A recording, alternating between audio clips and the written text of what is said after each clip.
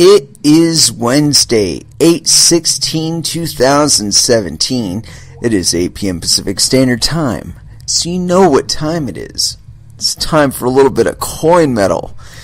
And, as usual, absolutely nothing on the grill. No, I shouldn't say that. I actually did sort out a couple of tabs that I wanted to talk about today. And, just so you guys know, I'm always doing the show.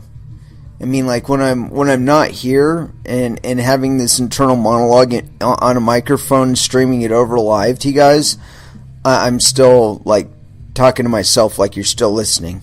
I don't know. It's a bad habit. I don't know. It's always been with me, but I've always felt like I'm like doing some sort of like internal narrative, and this show is just an opportunity for me to share it with somebody, I guess.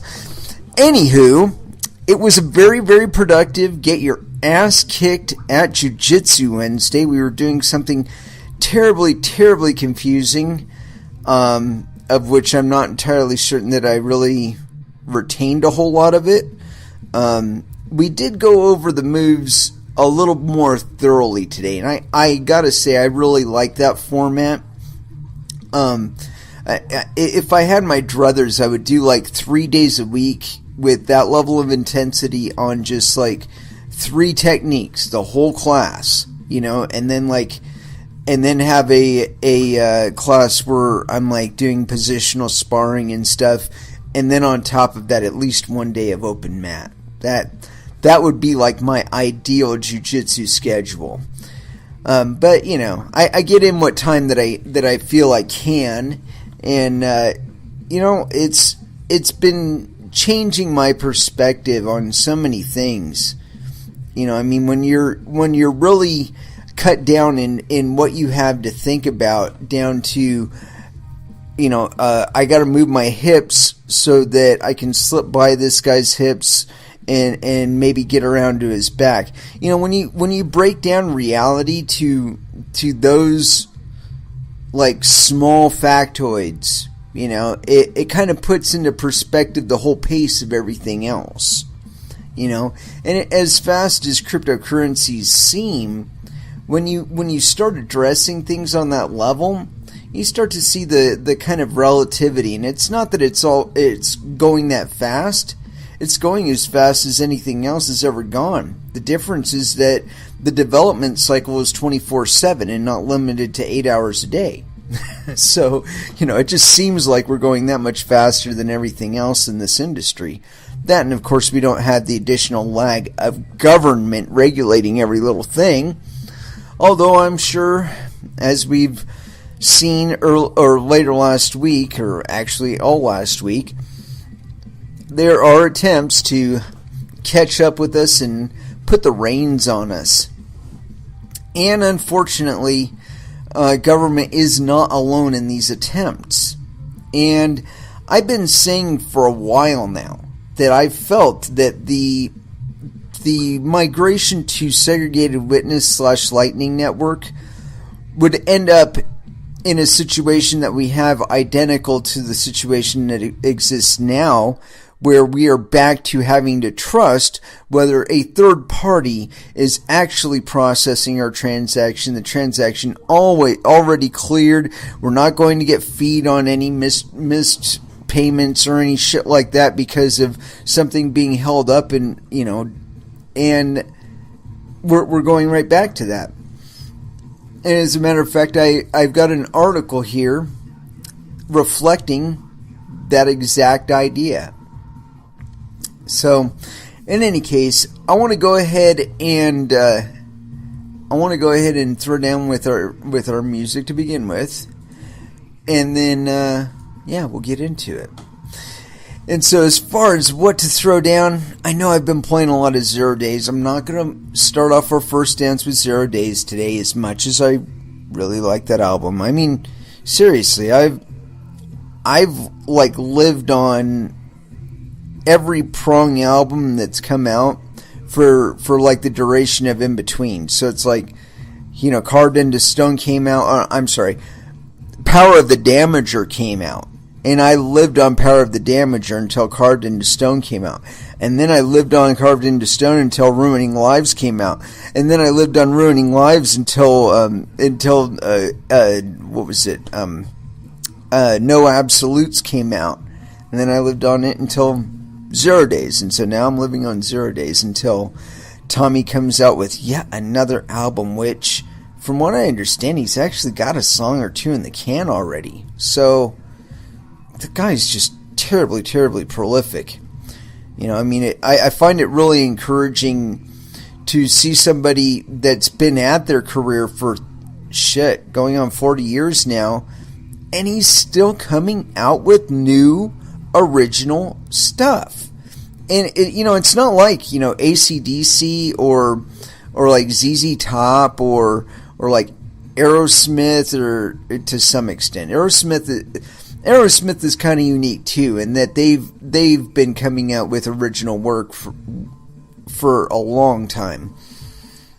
But like, AC/DC, if you hear an AC/DC song, you know it's an AC/DC song just by the progressions and the changes and so on and so forth, and just the tone.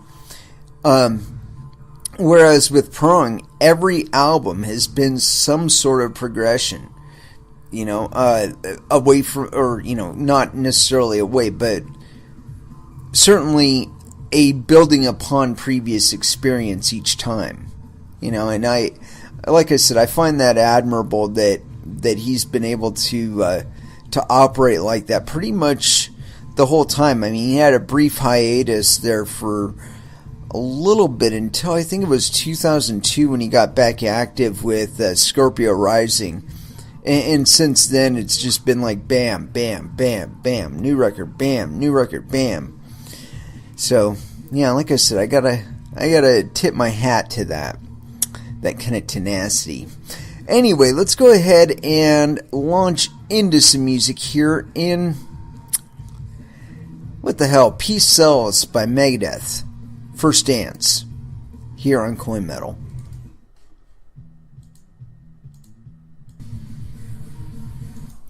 Rio Grande Blood by Ministry. And as usual, I will accept suggestions for songs. Now, the criteria that I have are very, very simple. Okay? And check it. Number one, you have to love this song. Or band. And I don't mean like. I mean love. Like when the song comes on, you immediately reach for the volume dial and turn it up. Okay, so like that's one criterion. You gotta love the band or love the song. Period. Number two, all of the words. Well, I don't know. I like it if 70% of the lyrics are clearly audible on first pass. That's one of the reasons why I really enjoy Prong, is because I can sing along with it. Or like Slayer. You can sing along with Slayer. And some of it's really fast, of course. But for the most part, I tried this when I went and saw Slayer, last week. I sung along. And it was incredible because I was singing along with another 3,000 to 5,000 people. It was glorious. I mean, really, think about that, Right. Close your eyes, look deep in your soul. 3,000 to 5,000 people singing that. It was electric. Anywho, so you got to be able to sing along. Other than that, like any like subgenre of metal, I really don't care. Oh, and I gotta like it, because if I listen to it, I'm just like, I'm not gonna play it. It's gotta, because it's like I got a shit ton of CDs, right? I mean, a shit ton of them. But like, not all of the songs on all of the CDs that I have are what I would want to play on the radio. Oh, and that's another qualification. If you have never heard it on the radio and said to yourself, oh my fucking Christ, why isn't this on the radio? Why doesn't everybody know about this band? That's a qualification. Now, the rest of it is all subjective. I could give a fuck. Do you love it? Can anybody understand it? And have you never heard it on the radio before? And do I like it? Those are the qualifications. So anything other than that, any suggestions you guys have for songs and whatnot, post them up on Twitter, post them up on my Facebook, Facebook, or even on my YouTube. On the channel where I've got all my all the shows that I've recorded and edited and all that. But yeah, I want to open up my catalog, and I'm only one person. As inquisitive and investigative as I am, and as many wonderful bands as I have found on my own, I know that you know bands that I have never even heard of.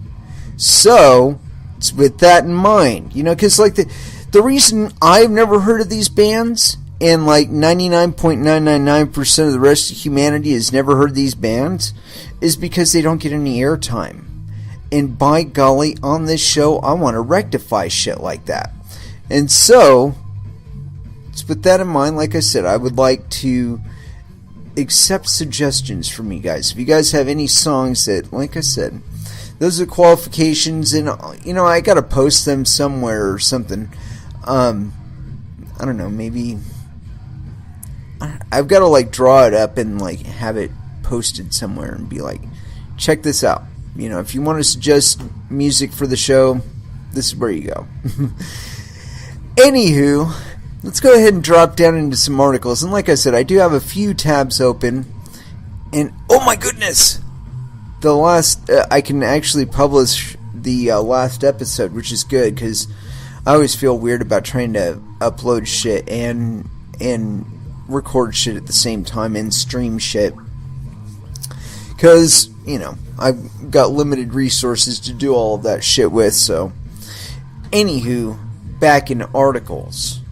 And this first one, I was really hoping for. It seemed like an appropriate response by BTCE, especially if, in fact, all things considered, they were operating legitimately. And here we go. BTCE claim illegal seizure by U.S. law enforcement to recover user funds. And this was authored on August 16th, 2017 by Joseph Young. I'm going to suggest Joseph has a penis. BTCE, the oldest Bitcoin exchange in the market, which was seized by the U.S. law enforcement in July due to the involvement of Alexander Vinnick, the founder of the exchange. And I don't know that he was a founder of the exchange. I think he was involved in the founding of the exchange. I'm not entirely certain on that. In some of the largest Bitcoin exchange hacks, including Mt. Gox and Bitcoinica incidents, is planning to recover its services and user funds by distributing BTCE tokens to users. In 2016, when Bitfinex was hit with a $70 million security breach, the exchange's development team designed a solution in which users were able to get their lost funds back, or lost funds through the Bitfinex BFX tokens as time passed. In essence, the users were given the right to claim their balances through company profits. Eventually, Bitfinex bought back all of the BFX tokens issued after the hack, restoring the stolen funds of users. At the time, Bitfinex stated, "A combination of factors has led to this seminal moment for Bitfinex, including a dramatic uptick in equity conversions, record operating results in March, and the decision to reduce our reserves in favor of this opportunity. We are tremendously grateful to all of our customers and new shareholders for helping us to get to this point." BTCE is trying to pursue a similar plan to Bitfinex by issuing convertible BTE tokens. Users that have lost funds during the seizure of BTCE's hot wallets and domains will be allowed to reclaim their funds through BTE tokens as BTCE resumes its services and generates a stable source of profit. I might have to get an account there. One important One important condition of the token-based user fund recovery system, which BTCE users must take into consideration, is that, like Bitfinex, BTCE must be in operation and should be able to generate profits in order for the company to purchase back its BTE tokens, like Bitfinex ultimately did. However, in July, U.S. Financial Crimes Enforcement Network, FinCEN, fined the BTCE team with a $110 million penalty before settling it, BTCE will likely not be able to resume its operation. More importantly, the BTCE.com domain and its servers are currently being handled by the U.S. law enforcement. At the time, Jamal El Hindi, acting director for FinCEN, stated, "We will hold accountable foreign-located money transmitters, including virtual currency exchangers, that did business in the United States when they willfully violate U.S. anti-money laundering laws. This action should be a strong deterrent to anyone who thinks that they can facilitate ransomware, darknet drug sales, or conduct other illicit activity using encrypted virtual currency. Treasury's FinCEN team and our law enforcement partners will work with foreign counterparts across the globe to appropriately oversee virtual currency exchanges and administrators who attempt to subvert U.S. law and avoid complying with U.S. AML safeguards." Despite the announcement of the FinCEN, the BTCE team announced on their social media platforms that the exchange will be back within 5 to 10 days. Almost immediately after the BTCE team released their statement, their servers, domains, and funds were seized by U.S. law enforcement. As of current, the only logical and possible way for BTCE to release BTE tokens and operate its exchange is by obtaining its servers, domains, and funds from the U.S. law enforcement. According to the BTCE team's statement released on the Bitcoin Talk forum, the company has recovered 55% of the funds and plans to sue U.S. FinCEN to recover the rest of its funds. Another statement released on August 14 stated, quote, "For each currency, a recalculation will be made, taking into account the currently available assets. Currently, 55% of funds are available, so 55% will remain in currency, and 45% will be converted to a specific currency token. BTCE has already made false promises to its users, clients, and investors. It claimed to recover its platform within 5 to 10 days since its closure, and yet, nearly a month after the incident, the exchange is far from being in operation." Well, I mean, I'm kind of betwixt on this, because they did accept funds that were linked to certain criminal activities. However,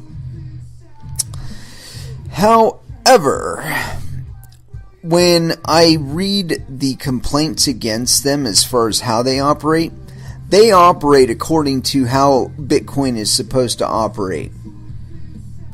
And I don't care what the FinCEN has to say about it.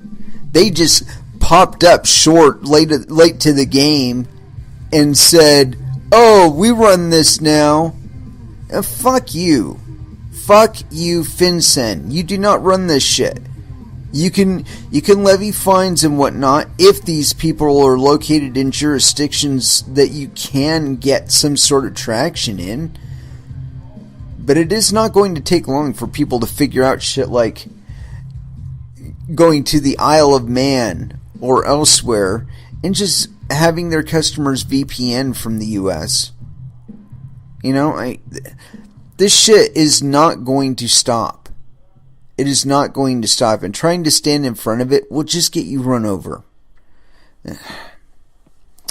Yeah, I'm really saddened that the US government is taking this approach with regard to cryptocurrencies.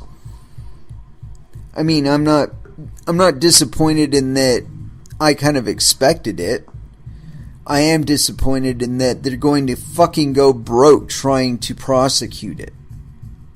It's a fact. They are going to go broke. They're going to be borrowing money from the fucking Federal Reserve for more money, specifically to try and enforce this shit. And of course the Federal Reserve will willingly loan it for that, but there's only going to be so much of those funds that are going to be able to come back into the world economy before it starts really afflicting the price of like Bitcoin and other cryptocurrencies, in contrast to the US dollar, which is already happening at an intensifying rate. If you're not noticing it, you are putting blinders on, kids. Watch the prices of shit. Watch the prices of eggs. Watch the prices of milk. Watch the price of gas. When you buy oil for your vehicle, look at the price of that. When you start seeing those prices go up, and you probably already are, you're observing the effects of fiat inflation. So, when you're looking at Bitcoin, those motherfuckers are actually, we're taking profit right now. I don't give a fuck that it's hitting all-time highs and shit. We're taking profit right now. Because if we weren't, Bitcoin would be about $4,700 right now. I mean, it's so fucking obvious. It is so fucking obvious. Because, what makes it obvious? The price of Bitcoin went down.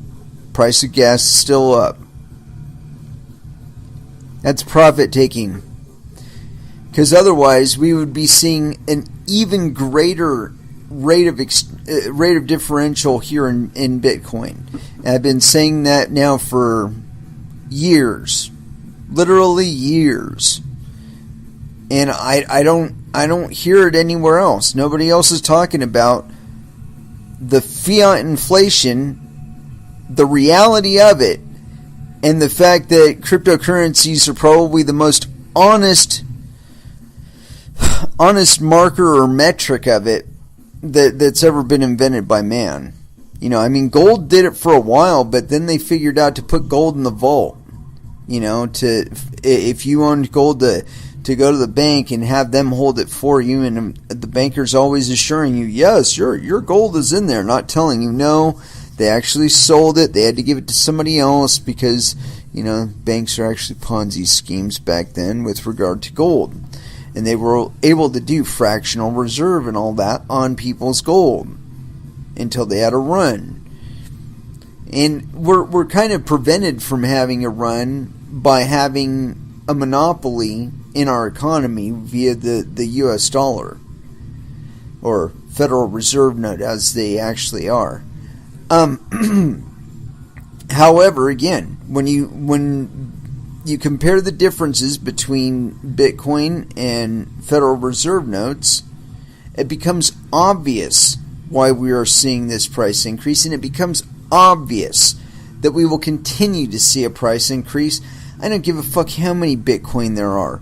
I don't care if Bitcoin splits into 6 different fucking Bitcoins and 6 different fucking blockchains and Bitcoin butthole. I don't care.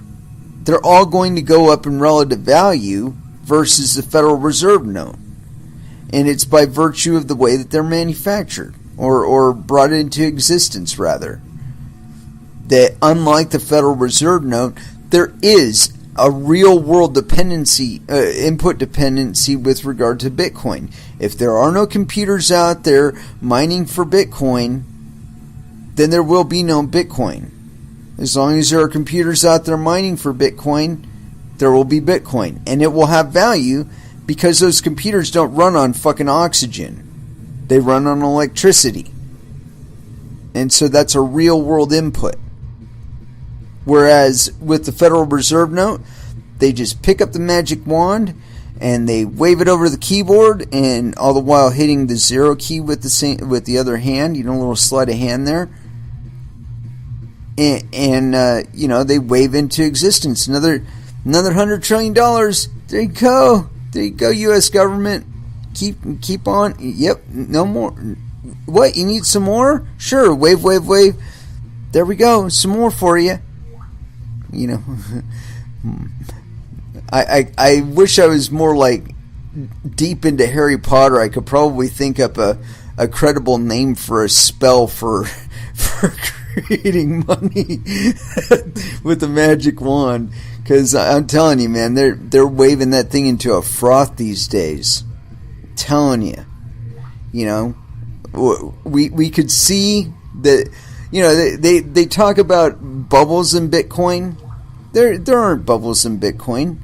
There's the run up in price because of fiat inflation, and then there's a little bit of exuberance, and then there's some profit taking. That's not a bubble bursting.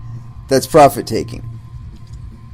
You know, and it might have some jump in confidence or dump in confidence. These things happen, but these are markets. And you can't, they're not linear fucking lines. Look at the market. There is not a single thing that is exchanged out there that has a linear line of progression going, or, you know, like a, when you look at it, it doesn't go like, you know, 1 and then 2 and then 3. No.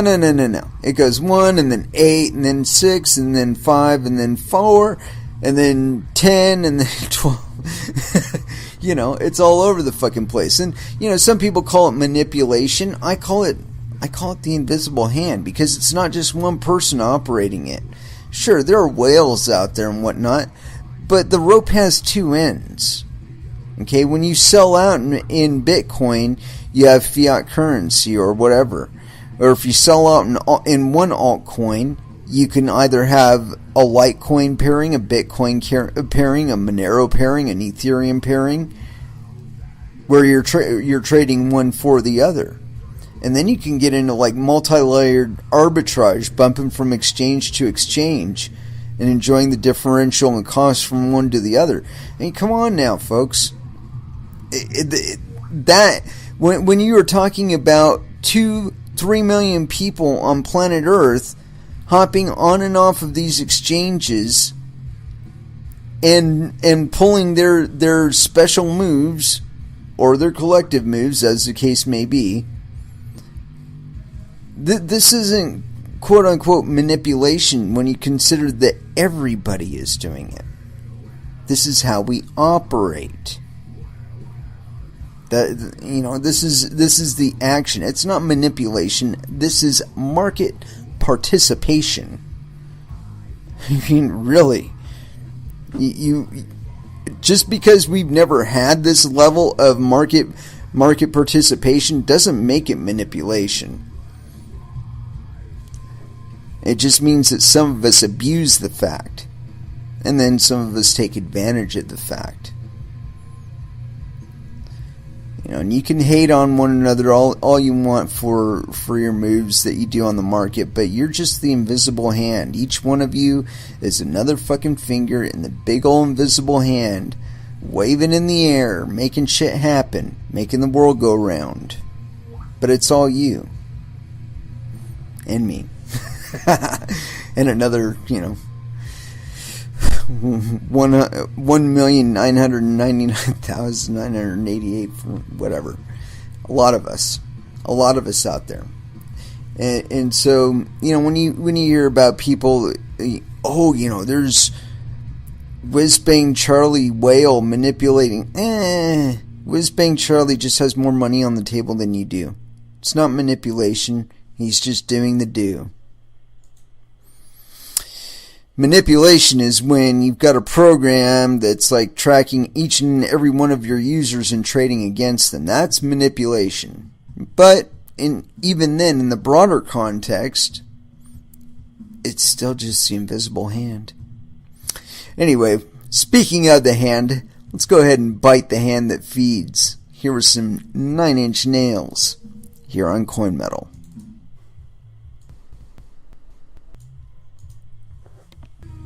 And that was No Submission by Static X. Hoy.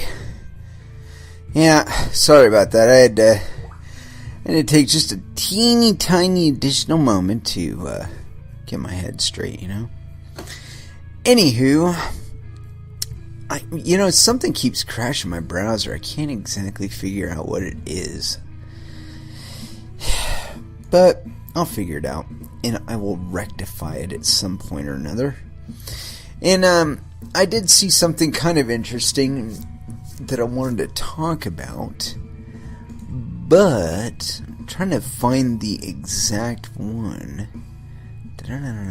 No, not that. Gotta check that guy out sometime soon. Yeah, I've got I'm working on a very, very special guest. I'm not going to disclose who, and I am the only, well, 2 people on planet Earth know who this person is. And now when I mention his name, everybody that's in crypto will probably recognize the name. But as far as like who knows that this person is going to be on my show, there's only 2 of us. And that's the way I'm going to keep it until like the day or 2 before, and then but I mean, I haven't been able to hammer out exactly with him the date that we're going to have our little chat, but it will be soon, relatively speaking. Sometime after August, I know that. But anyway, Twitter and other social media never ceases to amaze me. I think of somebody, I look on Twitter and they've got an account, and I start talking to them, and next thing you know, I'm talking to them about coming onto the show. And then the next thing you know, I got John McAfee on here. I mean, how the fuck, how unlikely was that shit? But he came, and he delivered. And the man has not stopped delivering. He's still out there too. I actually got some material from MGT concerning their new coin, and I might cover that on Friday, just because it is kind of a little bit of an exclusive, and I might be able to. I don't know. I think it's probably one of those projects that I'll want to do some Q&A with the developers first, or if not actually on the show. That would be fucking awesome, wouldn't it? But anyway, point being that it would require some preface. And this was the interesting article. Yeah, I hope it wasn't this one that actually crashed my browser, because then it'll crash my browser again. Anyway, I came across something interesting sounding, and I don't know if you guys have heard about this. Something called a death spiral, like a chain death spiral, a fatal Bitcoin vulnerability. Now, I kind of read through this once, and I'm not entirely sure about it. So I'm going to go ahead and read it again to you guys. And then there's another article. And I think it was the one that crashed my browser, but we'll find out here pretty soon. Chain death spiral, a fatal Bitcoin vulnerability. Back in Bitcoin history, when Argentinian millionaire Wences Cesares, Zappo PayPal, came across Bitcoin, he saw it as a potential solution to the periodic financial turmoil that totally wipes off the wealth of hard-working Argentinians. In what I consider a very prudent act of due diligence, he paid a couple of hackers a sizable amount of money to hack and break the fledgling Bitcoin. Their conclusion was that it was unbreakable, and that has remained true until today. The Bitcoin protocol has never been hacked. The vulnerabilities were the It was that fucking page. Son of a bitch. Anyway, going back to the death spiral. Their conclusion was that it was unbreakable, and that has remained true until today. The Bitcoin protocol has never been hacked. Vulnerabilities and blah blah blah. Trusted around it like exchanges. The vulnerabilities were the trusted infrastructure around it, like the exchanges. The most memorable being Mt. Gox. However, on August 1st, 2017, Bitcoin main chain forked, and a new coin, Bitcoin Cash, came into existence. Some argue that it is closer to Satoshi's vision than the current Bitcoin, which separates the data portion from the address portion of the data structure. Bitcoin became the main coin because it is supported by the majority of users and developers. Bitcoin businesses and miners in what is now known as the New York Agreement. Not true at all. Chain Death Spiral, CDS. After Bitcoin fork on 1st August, it became obvious that Bitcoin, the protocol, did have an inherent vulnerability. This was that if the chain loses mining power, it will have to wait a full 2016 blocks before the difficulty can be adjusted to bring the block time back to the normal 10 minutes. This vulnerability was never considered or analyzed because until now the miners had no choice but to keep mining on the Bitcoin chain. After the fork, however, the whole landscape has changed. Miners have a choice and power to influence the fate of the chain they are mining on. This was brought clearly into focus when the block time of the BCH fork went as high as 15 hours per block in the beginning. BCH, however, was designed with emergency difficulty adjustment, which adjusts the difficulty even before the 2016 block adjustment period is up. The Bitcoin does not have this safety feature and cannot have one unless a hard fork is performed to include it. A chain death spiral occurs when the block time increases, leading to some miners switching chains. As more miners leave, the problem gets worse, and the feedback loop results in the dreaded chain death spiral. The Bitcoin mempool has been increasing since after the fork on August 1st. It is currently 52 megabytes, which means it will take 52 blocks to clear without any additional transactions. The record was in May 2017 when it reached 120 megabytes.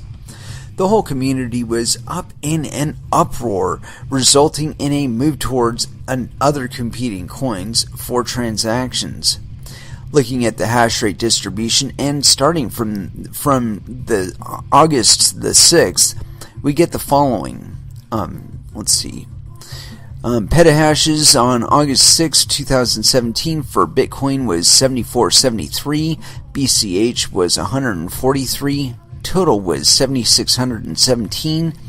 Let's see, and then BTC 8.13, BCH 110. I'm assuming that's block reward or some such.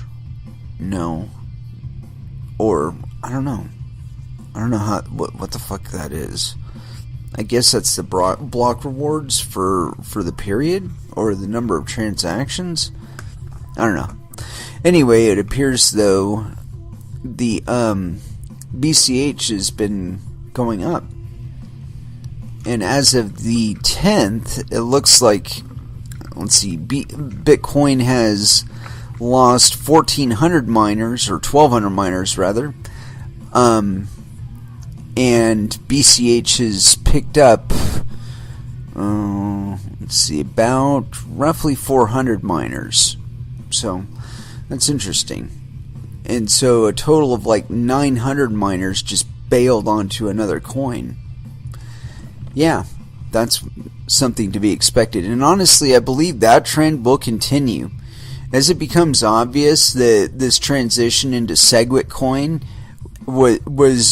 is nothing like Bitcoin and is not at all what was intended, I'm expecting a lot more miners to drop off. And then the users and those guys are going to have to worry about trying to keep the chain operable on their precious little Raspberry Pis and their desktop computers. It's fucking ridiculous. It's absolutely fucking ridiculous. Anyway, continuing on. A picture is forming. Between August 8th and 10th, roughly 400 petahashes moved out of BCH, which triggered the EDA adjustments and then moved back in. In addition, there was a loss of 200 petahashes on the 9th of August and further 200 petahashes lost on August the 10th. Yeah, but they picked it back up again. You know, it's kind of weird them saying that. Or him saying this about, oh no, wait a minute. I might have gotten my terminology mixed up. Let me go ahead and read that one more time, because I get confused between BCH and BTC and BCC and all that other business. Anyway, continuing. The current BTC mempool is 50 megabyte block time is 10.28 minutes. There is clearly a development, and it will get clear today. Will the 400 petahashes leave BCH again, or will the hashing power on BTC decrease further? What happened to the 400 petahashes missing since August 8th? The Bitcoin chain cannot afford further loss of hashing power. Its block time must come back to within 10 minutes and soon. Okay, that was block time. And one thing that... Okay, continuing. I'm going to finish this article first. What is certain is that the current price of Bitcoin is not justified with this inherent vulnerability and risk of the dreaded chain death spiral setting in. Having the current investors totally abandon any thought at due diligence, it is incredible how we lose sight of the risks when bamboozled by hype and misinformation. This blog will be updated tomorrow. Bitcoin Cash achieved at block 478,577, or activated at, my apologies. This means that the standard difficulty adjustment will take place at block 480,593. Currently at block 478,016, it has 1,577 blocks away. With about 15 minutes block time, we can expect it to trigger in about 5 days, which is about August 16th. Oh, today. SegWit is expected to be activated on Bitcoin on August 23rd and SegWit 2x 90 days thereafter. Many things can change before then. Yes. Many indeed. So, going back up to this thing, there's a couple interesting features this guy didn't actually note on his own article that he noted. Like, he noted the numbers, but he didn't translate it. The block time from August 6th to August 10th for Bitcoin Cash went from 110 minutes per average, down to 15 minutes. While it seems Bitcoin Cash regular Bitcoin or SegWit coin is up at 10:43, 10 minutes 43 seconds, and in total, like I said, it looks like the total thing had lost like 900 petahashes from total mining of Bitcoin and Bitcoin Cash. And now with regard to Bitcoin, or SegWit coin it appears that they've lost about 1,273 petahashes worth of hashing power. And so I think that trend is going to continue. Like I said, as it becomes clearer and clearer that Lightning Node and SegWit Coin and all that other business wasn't what they said it was, and was actually problematic and a reason why the miners stayed the fuck away from it, they're gonna switch over to fucking Bitcoin Cash, and then Bitcoin Cash will become Bitcoin, and then all will be right with the universe, and we'll forget about all this bullshit. Could you imagine that though?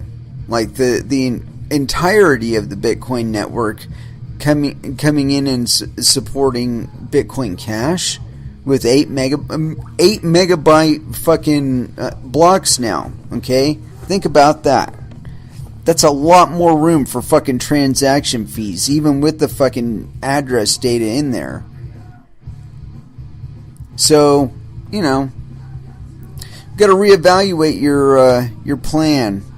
As far as I know, the majority of miners, despite the quote-unquote activation of SegWit, aren't even using it. The pools are supporting it, they flag support and whatever, but that the miners that are on them have their own agendas. And the last time I checked, there was not one of them anywhere near 51%. So, we'll see. We'll see. I expect that there may be some sort of effort with regard to 2x, but I think because it was one of those things, it was never intended, because it's not included in fucking 0.15 as we've read previously on the show. So, the longer term has no 2x in it. We already know that. So why are we going to assume that there's going to be a 2x in the meantime? I don't understand. Why are we creating the illusion that there's going to be support for a 2x at all? If there's no greater plan for 2x, which like I said, we've already covered this. We read an article where they stated explicitly that in 0.15.0 it drops off support for 2x. So, it's basically a jerk off to keep the miners on board. But I imagine that as it becomes obvious that 2x was just a fucking ruse to get them to sign on to fucking SegWit, and that SegWit isn't what they were told it was, that they're going to drop support for it.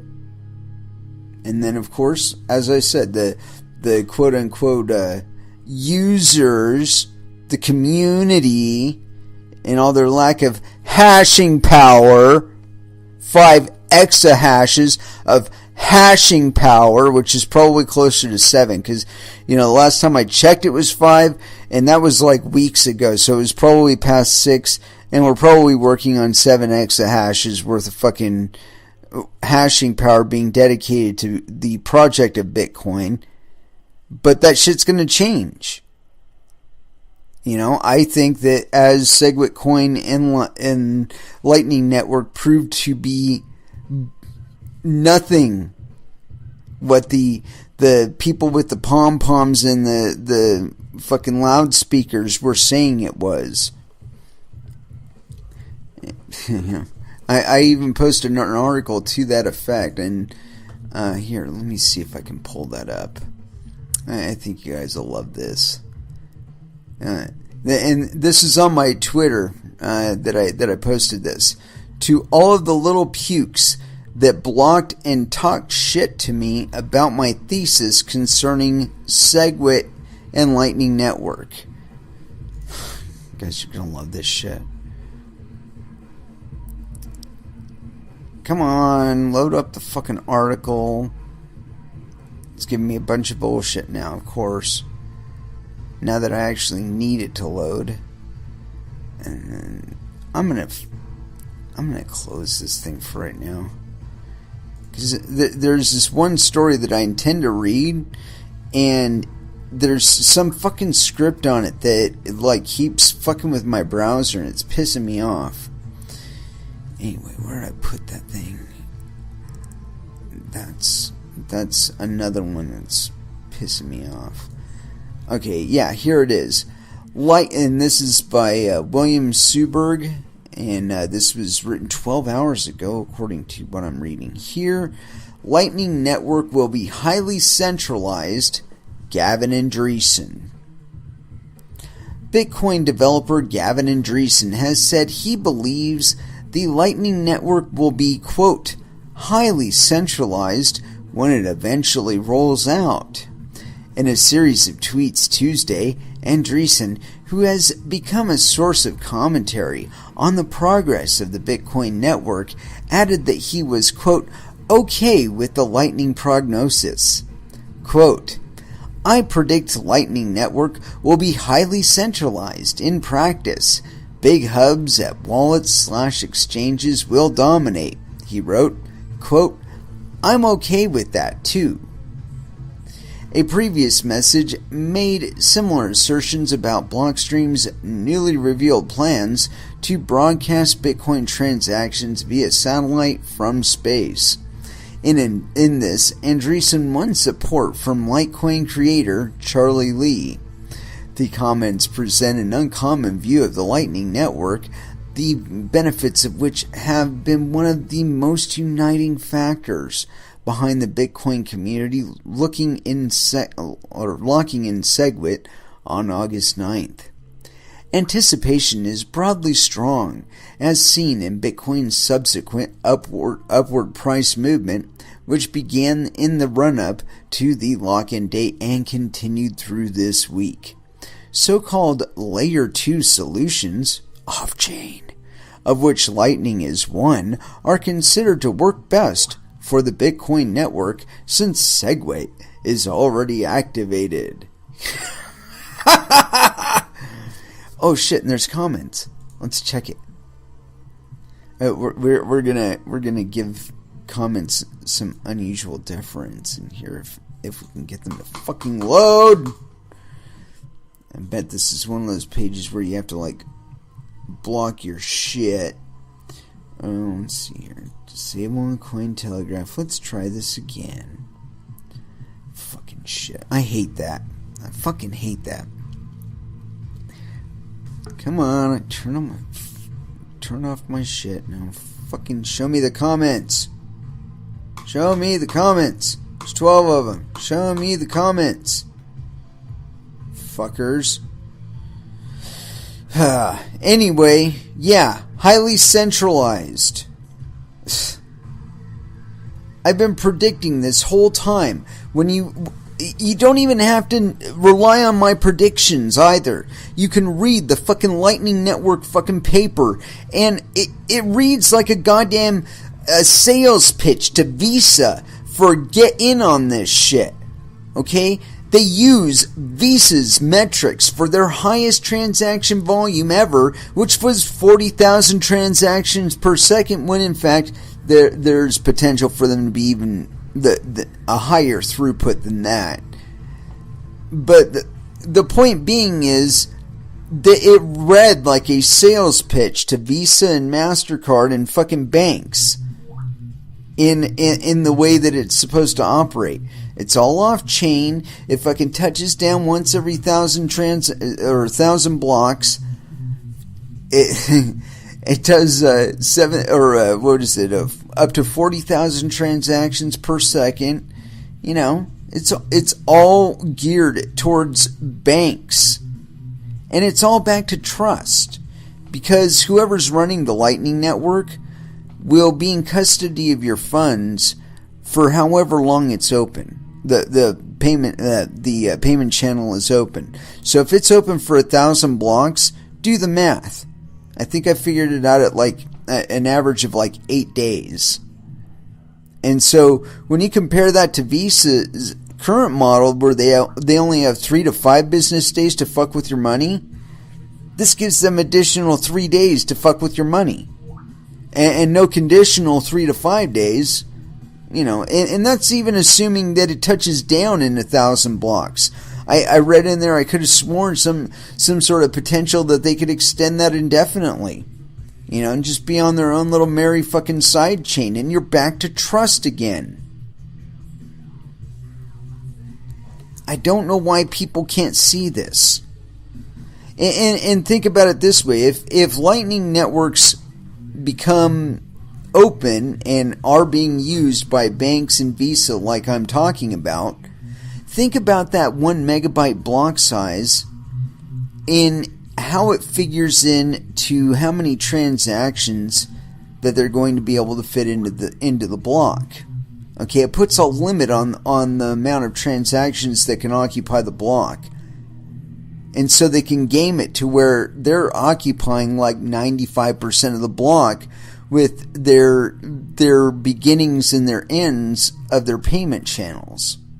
And they're going to have a lot of customers, and they're going to be able to afford a lot of these fucking transactions, and they're going to be able to afford to pay a hell of a lot more for that fucking block space than you will. And so we're going to hit a point with, and Gavin Andreessen here pretty much verifies it. According to their projected vision of how Bitcoin is going to develop, that they are going to be occupying so much of that block space that you are not going to be able to compete with them for block space. You are not going to be able to transact on the Bitcoin network without using a Lightning Network payment channel. And you won't want to at first, because you'll be like, oh gosh, I only have to pay 2 pennies for every single transaction. And then, maybe 6 months later, it'll be 3 pennies. And oh, Jesus Christ, 3 pennies, no big deal, And then next year, it's 5 pennies.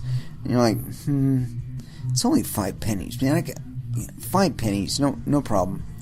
And then something weird happens, and the rate of the exchange between Bitcoin becomes so extreme that goes up to $2. And now you're paying $2 again for the transaction. Just the transaction fee. And then we're back up to where we are now with transaction fees, where people are eating up to 5% of of the amount of money that they intend to transmit. I mean, that's fucking extortion as far as I'm concerned. Because, considering how much they should be costing. And that's going to be a real big driver in the longer term to people migrating over to Bitcoin Cash, is they're going to be looking at that 8 megabytes worth of fucking block space and going, well, fuck. It's back to either being a free transaction, just because they just want to fucking occupy the blocks at first. They'll get to be more competition for that.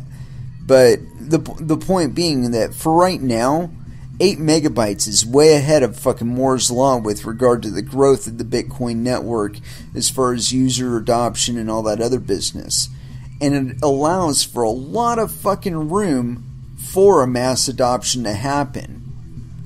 Where small communities could be using an amount of Bitcoin as reserve for banking. And they're issuing their own fucking smart contract tokens as a local currency against it. That is the way you do the off-chain bullshit.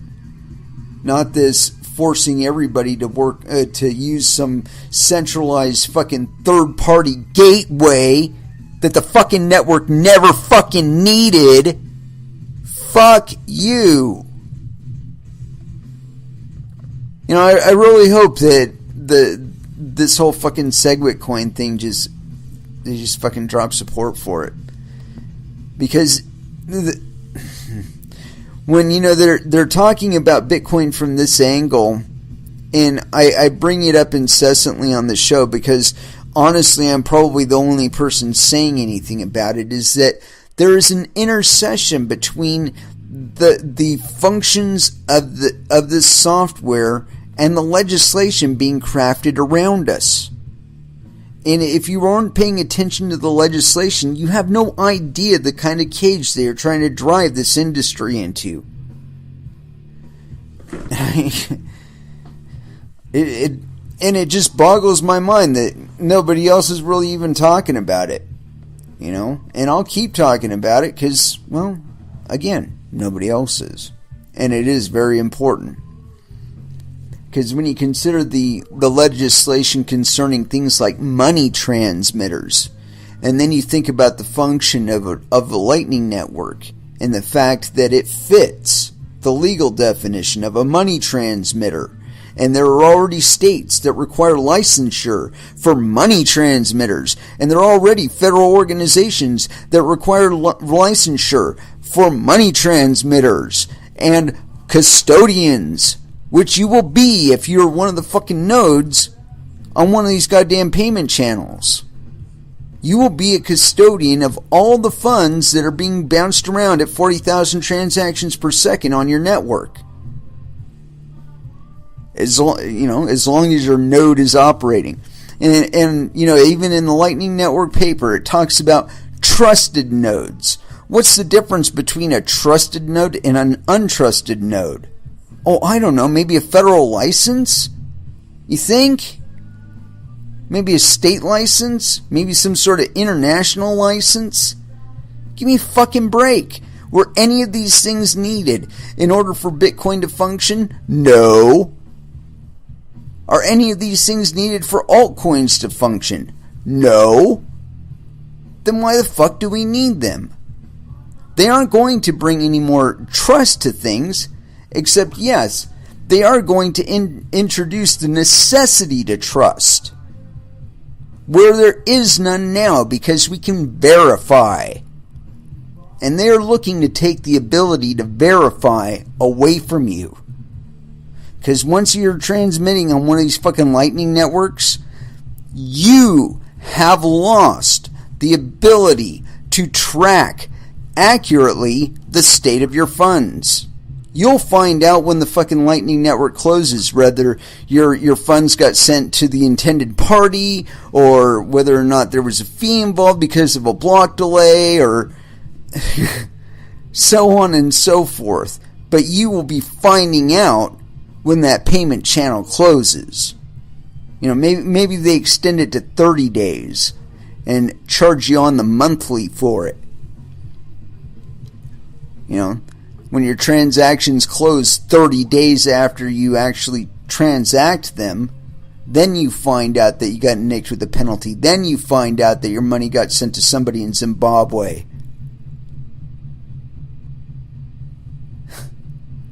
We don't have that right now. Unless, of course, you fat finger it and you type in the wrong fucking address or something like that. Then those kind of things happen. Or, your exchange fucks up on you and doesn't send it to the correct wallet. But those are temporary, those are aberrations. This is by function that this shit is going to be happening. And I mean, I've gotten in so many arguments with people about this on social media, and it becomes obvious to me within a very, very short period of time that is lacking in technology or technical knowledge of the underpinnings of Bitcoin and whatnot as I am. The philosophical, legal, and functional aspects of Bitcoin, I seem to have as good, if not better, grasp than anybody else I'm talking to out there. So, it just kind of offends me that these people shout me down at first, and then they start seeing the shit coming up that I've been talking about, and they ignore me. They fucking block me on Twitter and shit. You know what? I don't consider that a tactic of debate. If you want to debate the merits of debate something on the merits, let's go ahead and do that. I'm not going to call you names. I'm not going to insult your intelligence. I'm just going to argue the facts as I see them. And if your response to getting pwned is, I'm going to block you, I mean, what does that say about you, man, really? Anywho, let's go ahead and drop back down to some music and some depressing shit. And I need some excitement. Astigo, Undead, Static X. We played some Static X before. We're going to play some more because we can do that here on Coin Metal.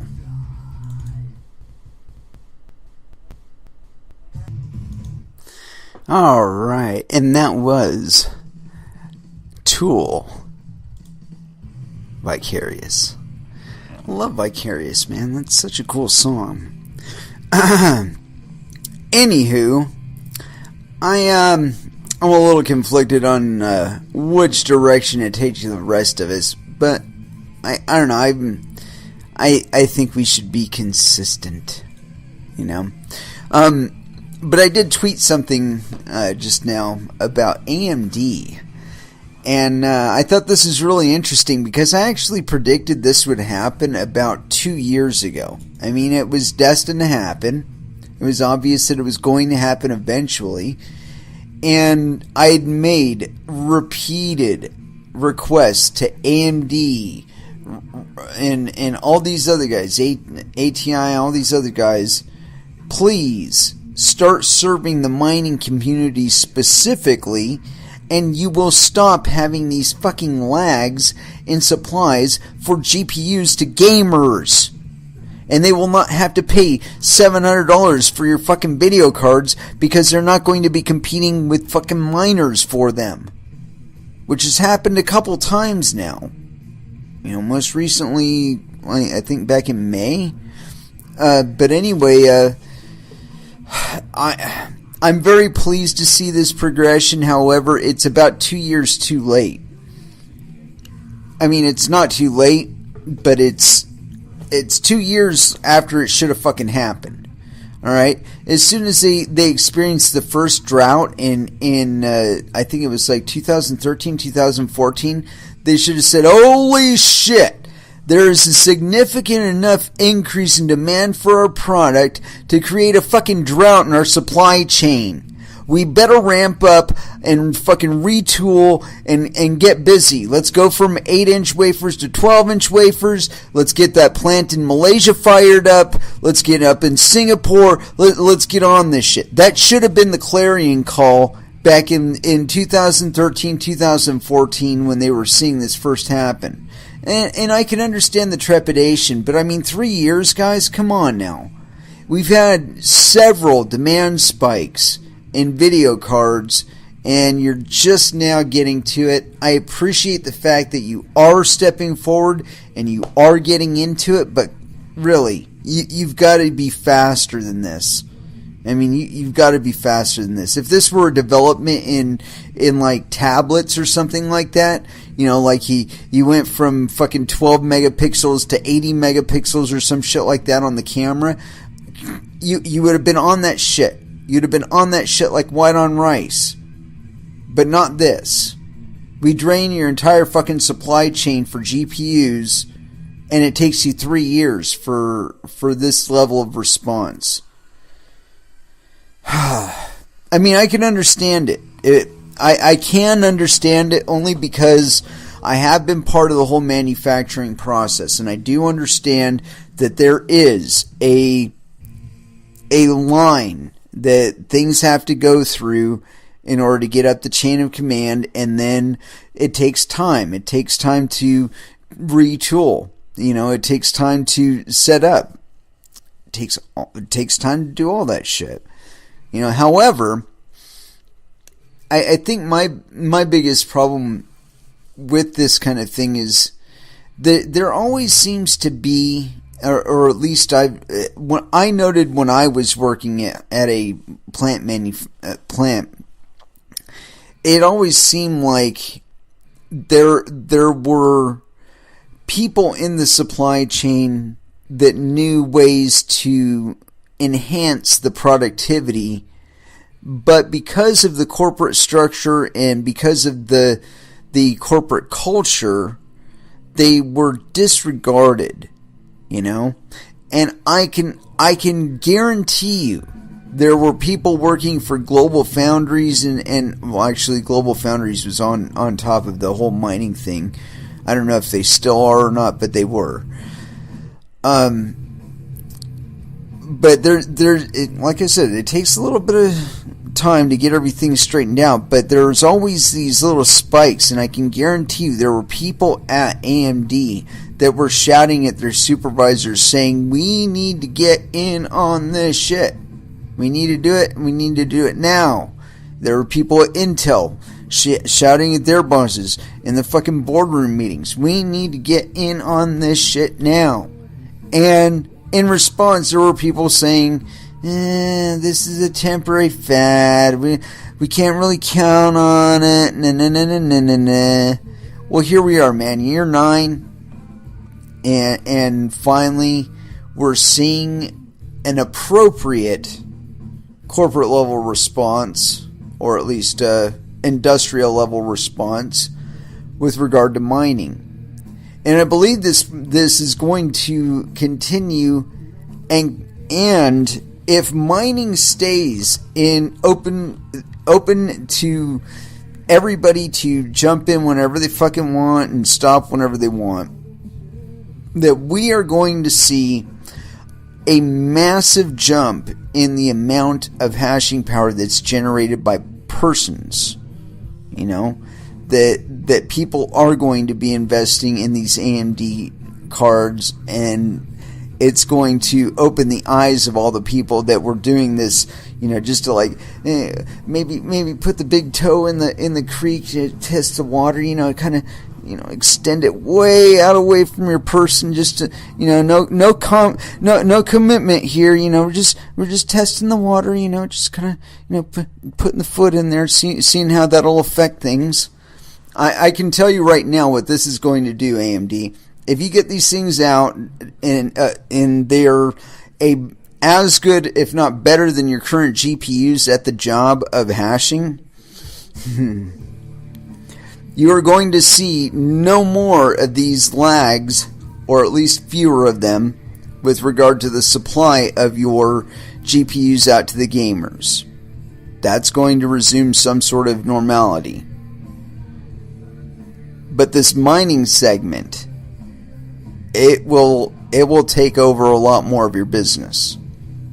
I predict that you will be doing ASICs before long. I mean, just ASIC chipsets straight off the bat, not these cards, but I mean, of course, they're probably ASIC cards. But let's go ahead and like read a little bit about it, because this is a release by AMD, Radeon Software Crimson Relive Edition Beta for Blockchain Compute Release Notes. And let's see, article number, blah, blah, blah. Radeon Software Crimson Relive Edition Beta for Blockchain Compute Highlights. Important notes: this driver is provided as a beta level support driver, which should be considered, quote, as is, and will not be supported with further updates, upgrades, or bug fixes. This driver is not intended for graphics or gaming workloads. Let's see, highlights: optimized performance for blockchain compute workloads. Package contents: the Radeon Software Relive Edition Beta for Blockchain Compute installation package includes the following, and blah blah blah blah blah. Windows driver store version. Radeon Software Crimson Relive Edition Beta Blockchain Compute installation package can be downloaded from the following links. By clicking the download button, you are confirming that you have read and agreed to and are agreed to be bound by the end user license agreement. If you do not agree with the terms and conditions of these licenses, you do not have a license to any of the AMD software provided by this download. And let's see here. Note this is not intended for use on AMD products running in Apple Bootcamp platforms. Users of these platforms should contact their system manufacturer for driver support when installing Radeon software, blah blah blah. And just usual shite. But anyway, yeah, it's very good that they're getting on this. Apparently it's supported by Windows 10 and Windows 7. Not entirely sure otherwise.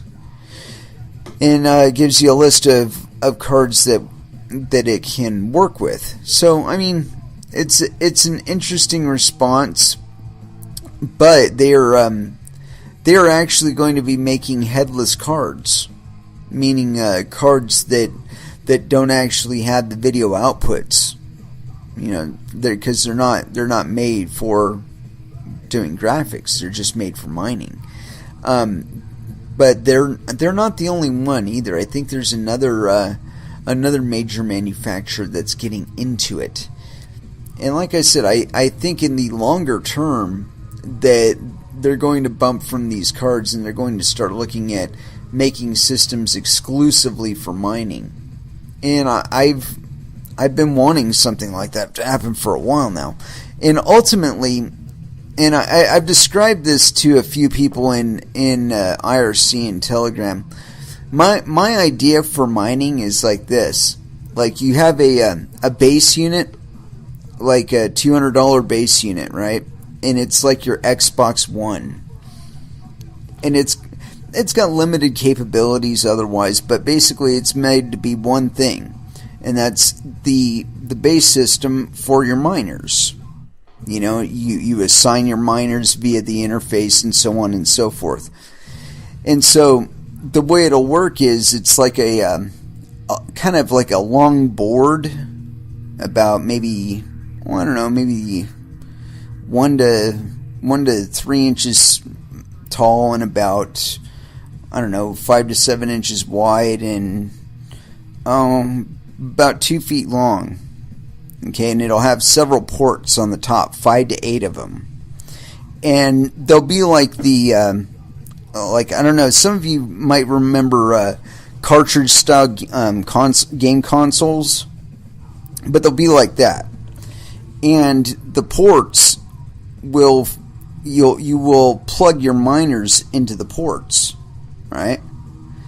And I don't know, this is just a base idea for the design. I mean, you could have like cubes and have like 24 ports on the fucking thing or something like that. I don't know. Point being that you plop the thing into the cartridge, you know, it reads on your base system, you assign it to a mining pool, and you get to hashing with it. And so you piecemeal together a small mining farm on this thing, you know, and so it'd be kind of like tablets, you know, except it's entirely yours in that, you know, that all the software for it would be open source, you know, and basically it's just like, it'd be like the hardware manufacturers, like all they really worry about is like firmware for it and like a basic operating system that will run it. You know, it's not going to be a fucking sound system. It's not going to be set up for high-end video or high-end audio or anything like that. It's just going to be a base system, you know, like a fucking Pentium 4 Celeron system or some shit like that. But the point being that it's not going to be set up for, you know, optimized for gaming or shit like that. It's meant to do one thing. It's meant to be a miner, you know. So in any case, anybody would be able to get in on this, where like you could buy the base system for like $200, right? And it would have its own onboard miners, maybe 2 to 4 of them, okay? And then you build on top of that, where you have the ports on the top of it that you plug additional miners into. And as far as like how many miners will be, you know, per port or per cartridge, that's to be defined later. But what I'm saying is that I think that if you were to bring the idea of mining down to the concepts that you find in cartridge-based console gaming, you know, maybe even a joystick control, you know, or I mean, ideally you would think they'd be advanced enough that they could have a keyboard to them. But I mean, there really isn't anything you can't do with a regular joystick control on an Xbox. So why would this mining box be any different? You know.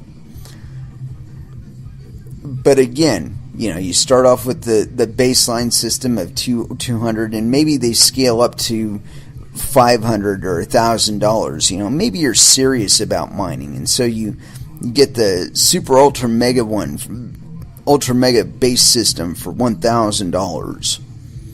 And of course, the cartridges for that one will be more expensive because they'll have higher quality hardware to them. But the point being that you can scale it, like a lot like Apple. Like if you've ever been on Apple's website and designed a custom system, I've done that like I don't know how many times. I'm sure there's like some salesperson on the other end of it going, "Oh my God, look at this! 3 terabytes worth of hard drive space," and anyway, completely freaking out at the $18,000 price tag for this fucking monster system that I'm customizing. Okay, but it was a really nifty interface, and I imagine that you could do the same thing with this system that I'm talking about, where you have the economy version, which is your hobbyist and the guy that's just interested in mining. That's a base system, $200. It's got 4 miners in it. It's got it's extensible to 8 miners, additional miners that you can slowly build upon. All the way up to your professional. It's, the $1,000 base system that's got 16 miners on it, and it's it's extensible to 24 miners or some shit like that. I don't know. Point being that I think if you were to commodify the industry of mining in that way, that we'll end up with a couple of things. Number one, we will end up with much higher network density. The transactions happening on the network will have to make fewer hops to complete the loop. But and we'll have higher redundancy on the network. So this increases the security to it. It would also increase the possibility of security flaws and security vulnerabilities. However, I think that the chance of that would be no greater than currently exists in Bitcoin mining, and there are plenty. I mean, there are wallets out there that have fucking malware all impregnated in them. There's fucking mining software that's got malware impregnated in it. So again, we can't pretend like we're Snow White walking through the garden here. I mean, more like a streetwalker on a corner. we're a little more weathered and jaded than that. We're not that naive about things. But the point being is, I think we could even lower a little bit of that, because what motivates that? What motivates that kind of aberrant behavior of trying to break the network or work against the network? What motivates it is lack of inclusion. When you're mining away and you're dedicating all kinds of mining, hashing, whatever fucking hardware that you have to the prospect of mining, and it's not turning out for you, you probably feel pretty miffed. Just like those stupid ass college kids taking their fucking financial aid and trading Bitcoin with it. I mean, it's smart if you're already a seasoned trader. It's fucking stupid if you're just getting in on it, which was the vast majority of them. And they were getting fucking wrecked left and right. And I imagine it's still going to happen. That next semester, come fall semester, man, we'll be able to tell when they get their fucking financial aid checks from the spikes on the goddamn chart. It's like, oh, it's fall semester. Look at that.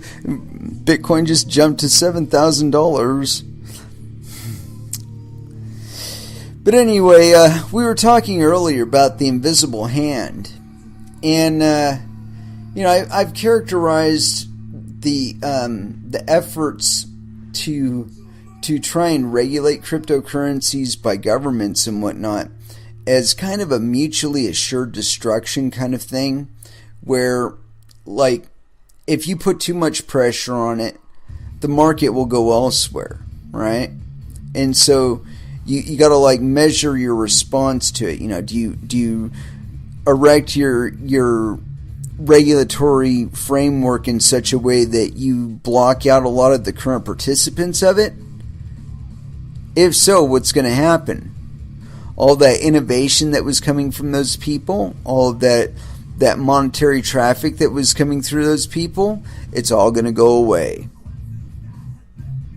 Whether they actually leave the U.S. or something else is another story. But the point being is you won't be able to track them as existing in the U.S.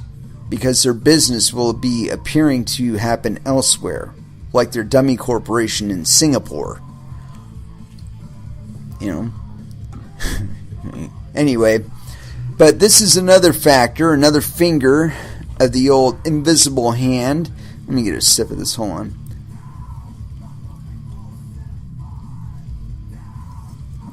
Oh man, what is it about yerba mate that makes it taste so wonderful? Anyway, continuing on. Joshua Althauser is the author of this. Clearly has a penis. You can tell by the pose he's striking and the tie.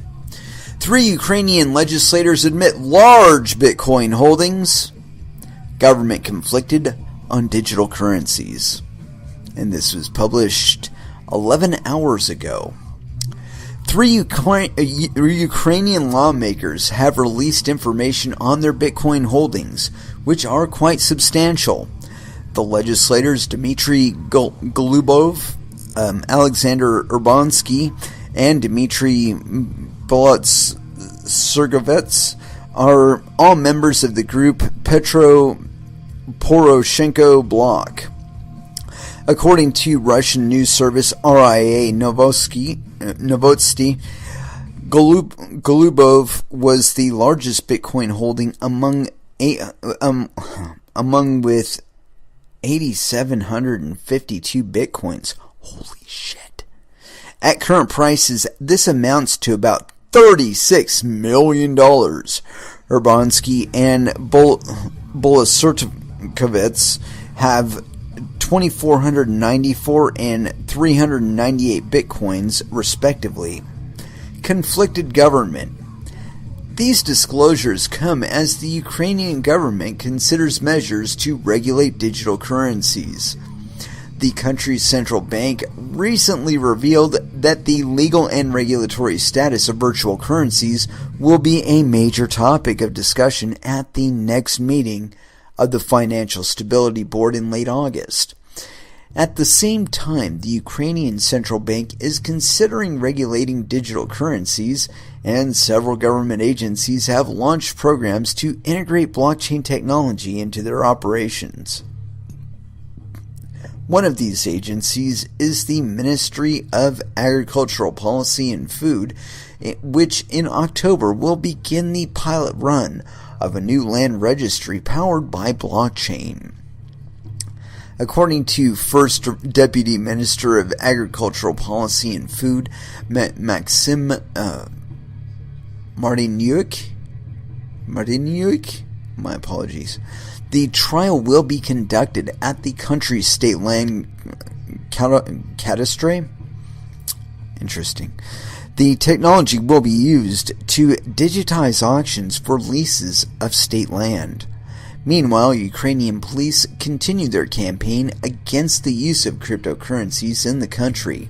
Local sources report that authorities have raided a state-owned facility where they discovered and confiscated a large cache of Bitcoin mining machines.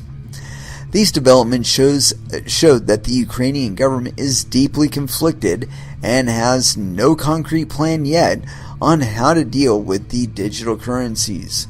It will be interesting to see which faction wins to gauge its impact on the market. Wow. So there you go. And you know what? They've got their legislation here. Let's see how long this thing is. I'm not going to make that mistake again. If this thing is like 70 pages, so I'm not... Oh, well, this is just an article. Cool. Yeah, we can do that. We'll do that on the other side of a music break. And what to play.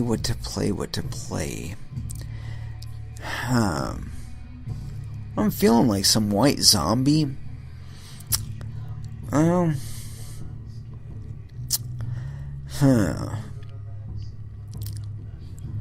Well, I think Creature of the Wheel. That seems like, yeah, that's a good song. Fuck it. Here it is, White Zombie, Creature of the Wheel, here on Coin Metal.